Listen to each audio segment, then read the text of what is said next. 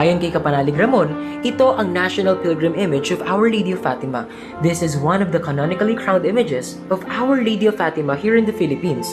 Her canonical coronation was held on February 25, 2024 and took place at the parish of the National Shrine of Our Lady of Fatima. The one who crowned her was the Papal Nuncio to the Philippines.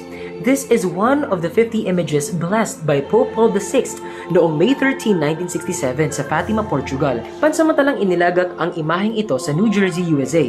Noong 1984, si John Hafred, isang co-founder ng Blue Army ay tinatawag na WAF or World Apostolate of Fatima, ipinaalam niya kay Cardinal Sin sa pamamagitan ni Ambassador Howard D na mayroong isang image na nakalaan para sa Pilipinas.